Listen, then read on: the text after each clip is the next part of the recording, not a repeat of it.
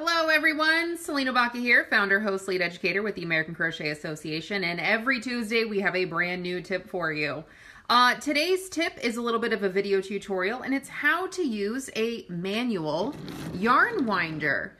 So there's a few things you want to know before you get started. First and foremost, these manual yarn winders, it's manual because it's a hand crank, they clamp to a surface. So you do want to make sure that whatever surface you're clamping it to, it's okay if it gets scuffed up.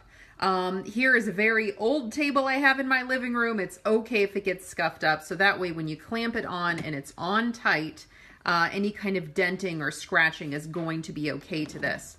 And you do want it to be clamped down somewhere really tightly, and that way you can wind your yarn. The surface also has to have a lip. You can see here, well, you can't really see, but this lip right here is about an inch. And the lip juts out, so there's nothing underneath here, so that when it clamps on, it's on. Okay, now next, what do you need to wind, or what do you need to use a manual yarn winder for? Well, typically whenever you buy yarn, it is perfect in the unit that it comes in unless it's a hank. However, this skein right here, you can just work from the middle or the outside, no matter what you're doing, and it's gonna work just fine. However, when you get partial skeins, when you start working on your unit of yarn and it no longer fits into the yarn label nicely, if you've got units of yarn that look like this, that can typically be a little bit messy. So my rule of thumb is that if it's smaller than your fist, you can just wind it up into something like this. You don't need something like a manual yarn winder. So these, about the same size of my fist or smaller, they're perfectly fine just like they are. So we're just going to keep these off to the side. However, when you have something about this big, it's bigger than my fist, you want it to be a nice, manageable unit. So this manual yarn winder is going to create this nice cake of yarn. So not only does it look beautiful, but also in terms of storage, these stack up nicely, this nice little cake of yarn. These don't stack up. This you can pull from the center and work from it, and it's not going to be going all over the place. So we want to turn this into this. All right, so let's get started. I'm going to move these out of the way. Again, my manual yarn winder is clamped into place, and typically these come with an arm that's movable. So when you're not using it, you just kind of put it out of the way. But when you want to use it, you just make sure that it's upright and that it's locked into place. Again, make sure that it's on here tight, and then just kind of, wind it around, make sure that it's working okay. Now you see this slit right here? That's what we're going to start with. So I've got my bit of yarn that I want to wind, and first I'm going to put it right here. There's this little spiral, and I'm just going to wrap it around just so that it fits into this little loop spiral, and it's going to feed through. Okay, so that's going to help me have an equal distance away from my winder without getting messy. Okay, now I'm going to take the end of my yarn, and I'm just going to put it right here so that it's held into place. Now that is going to be the bit of yarn that you feed out from here so that you can use it as a center pole, all right?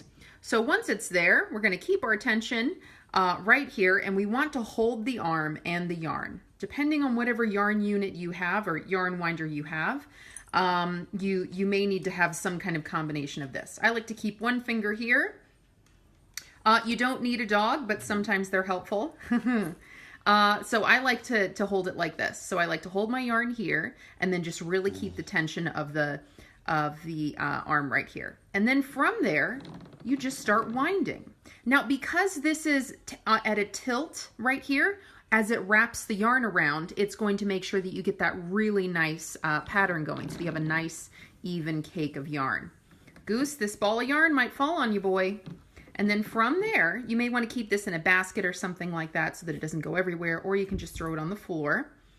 And from there, you just keep winding until your whole ball of yarn is gone. Now, a few words of caution here. Don't go too terribly fast until you really get the hang of it, okay? Something that happens sometimes is this bit of yarn might get sucked under here. And you don't want that to happen because there are gears under there and it will get stuck in there, and then you'll have to take this apart and possibly cut your yarn. So definitely watch for that. So make sure that your tension right here is good so that that doesn't happen. And then from there, you literally just keep winding, okay? Now I'm not gonna wind this whole entire thing because we might be here for a while. However, I just might because I like to talk a lot. But another thing you have to watch for is usually manual yarn winders are not going to hold a whole lot of yarn. 3.5, maybe 4 ounces of yarn is what most of them are typically going to hold. So for example, again, this is 8 ounces of yarn. So this would be way too much yarn to hold on here. Now, how would you know? Well, once it starts getting too big, once you get to right about here, you can see this, how this lip starts to come down. Once your yarn gets to this point, you should stop. Because again, if you have too much yarn here, it's going to start getting sucked underneath, and then it's going to get tucked into the gears, and then you'll have to cut your yarn. Okay, so actually let's just do this just a little bit, just so I can show you guys. Can I do this whole thing of yarn? Maybe I can. Maybe. Because there's 2 more things that I wanted to show you. 2 more. Well, we're going to be here a while. Never mind. I won't do that to you. I won't torture you guys. Okay. So the last 2 things that I want to tell you, when you're done, when you've wound up all the yarn and you've got this last bit right here, what you want to do is you just tuck it into one of these bits right here. And that way it's this nice unit of yarn all the way around, and you're not going to have a loose end. And then when you take it off, all you have to do is just gently pull it up.